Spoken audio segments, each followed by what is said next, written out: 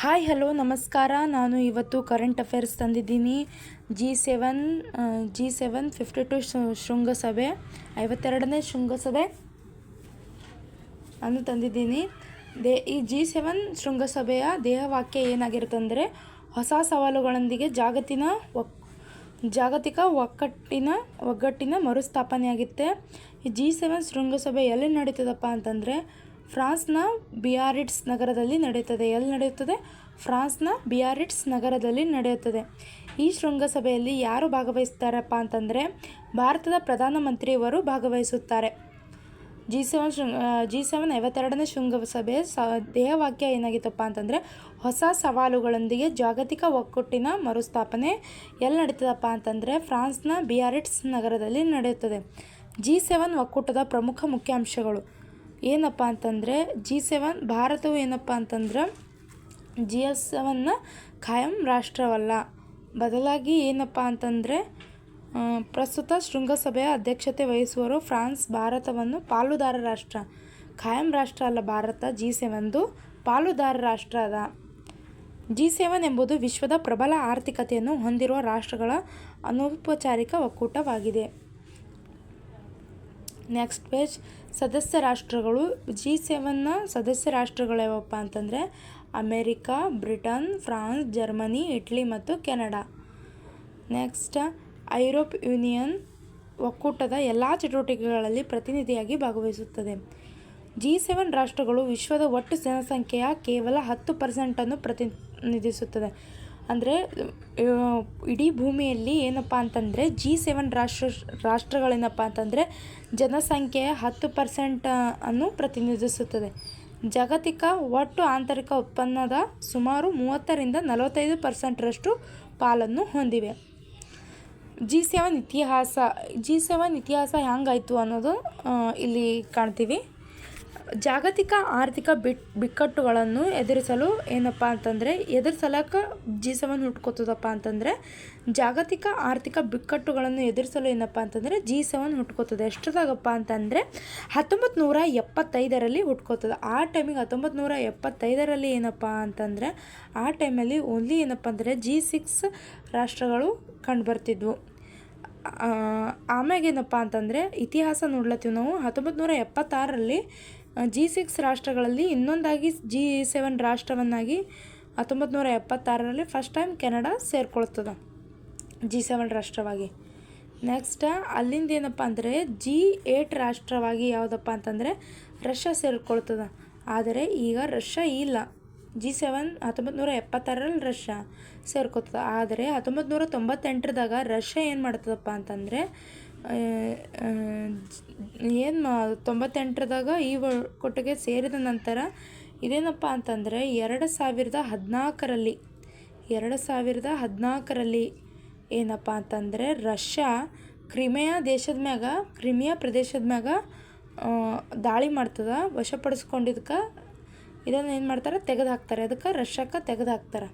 ನೋಡ್ರಿ, 1975ದಾಗ G6 ಅಂತೇಳಿ ಹುಟ್ಕೋತದೆ. G7 ಆಗ 1976ಕ್ಕೆ ಕೆನಡಾ ಸೇರ್ತದೆ. 1998ಕ್ಕೆ ರಷ್ಯಾ ಸೇರ್ಕೋತದೆ. ಇದು 2014ರಲ್ಲಿ ಕ್ರಿಮಿಯಾ ದೇಶವನ್ನು ವಶಪಡಿಸ್ಕೋತದೆ. ಇದಕ್ಕೆ ರಷ್ಯಾಕ್ಕೆ ಏನು ಮಾಡ್ತಾರೆ, ತೆಗೆದು ಹಾಕ್ತಾರೆ. ರೈಟ್. 1998ರಲ್ಲಿ ರಷ್ಯಾ ದೇಶವು ಒಕ್ಕೂಟದ ಅದೇ ತೆಗೆದು ಹಾಕ್ತಾರೆ ಇದಕ್ಕೆ ರಷ್ಯಾಕ್ಕೆ. ಆಮ್ಯಾಗ ಆಡಳಿತಾತ್ಮಕ ವೈಶಿಷ್ಟ್ಯದಿಂದ ಎಷ್ಟಾಗ್ತವ G7 ಒಕ್ಕೂಟ ಆಗ್ತಾವ.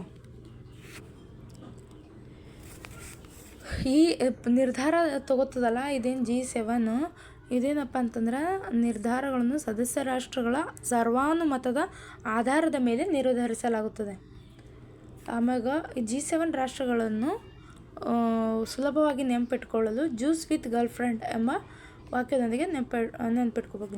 J ಅಂದರೆ ಜಪಾನ್, U ಅಂದರೆ USA, I ಅಂದರೆ ಇಟಲಿ, C ಅಂದರೆ ಕೆನಡಾ. C ಅಂದರೆ ಏನು, ಕೆನಡಾ.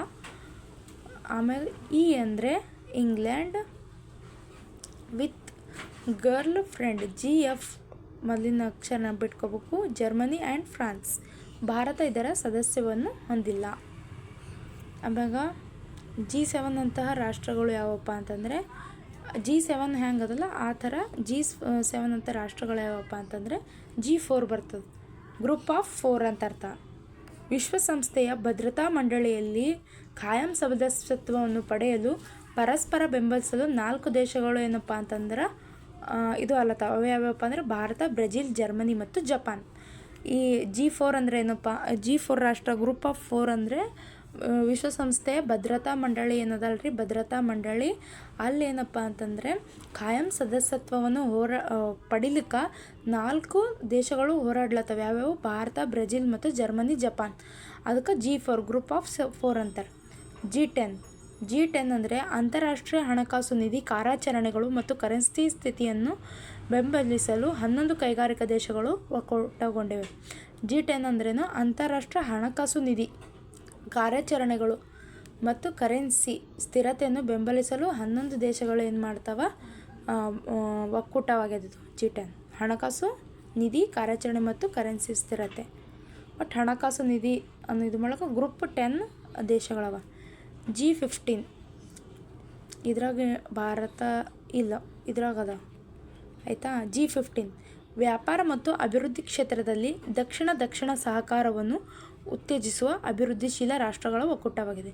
ಅಂದರೆ ವ್ಯಾಪಾರ ಆಗಿರ್ಬೋದು, ಅಭಿವೃದ್ಧಿ, ಈಗ ಒಂದು ದೇಶದ್ದು ವ್ಯಾಪಾರ ಆಗಿರ್ಬೋದು, ಒಂದು ದೇಶದ್ದು ಅಭಿವೃದ್ಧಿ ಆಗಿರ್ಬೋದು, ಅದನ್ನು ದಕ್ಷಿಣ ಸಹಕಾರವನ್ನು ಉತ್ತೇಜಿಸಲು ಅಭಿವೃದ್ಧಿಶೀಲ ರಾಷ್ಟ್ರಗಳ ಗುಂಪನ್ನು ಏನಂತೀವಿ?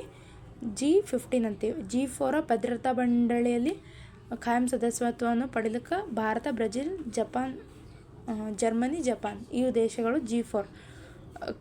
ಹಣಕಾಸು ನಿಧಿ ಮತ್ತು ಕರೆನ್ಸಿ ಸಲುವಾಗಿ G10.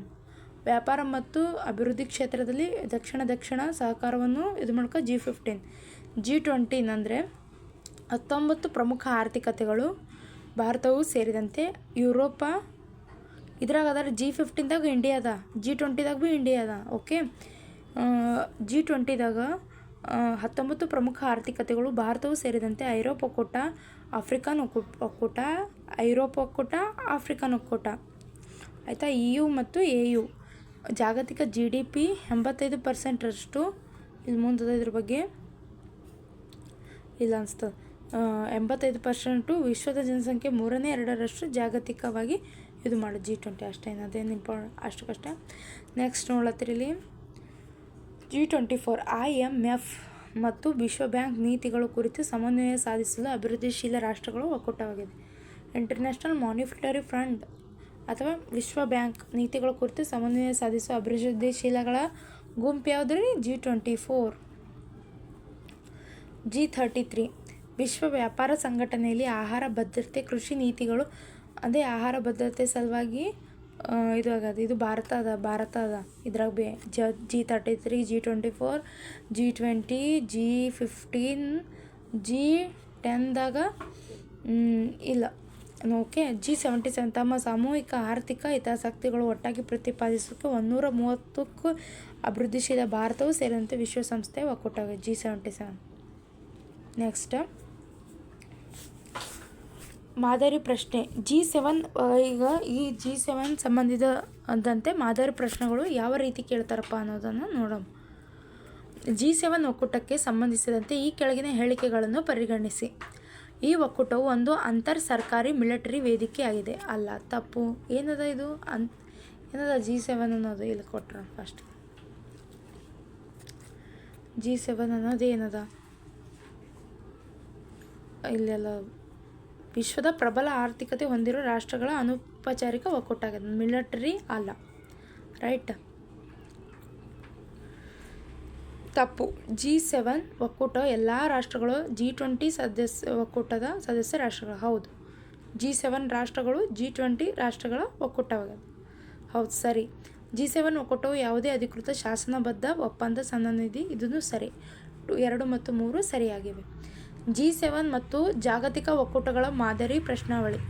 ಇತ್ತೀಚೆಗೆ ಫ್ರಾನ್ಸ್ನ ಬ್ರಿಯಾಟ್ಸ್ ನಗರದಲ್ಲಿ 52ನೇ G7 ಶೃಂಗಸಭೆ ಭಾರತವನ್ನು ಯಾವ ಸ್ಥಾನಮಾನದೊಂದಿಗೆ ಭಾಗವಹಿಸಲು ಆಹ್ವಾನಿಸಿತು ಅಂತ ಕ್ವಶನ್ ಕೇಳ್ತಾರೆ. ಪಾಲುದಾರಿಕೆ ಆಗಿ ಭಾಗವಹಿಸಿತು. ನಾನು ಫಸ್ಟ್ ಹೇಳಿನಿ.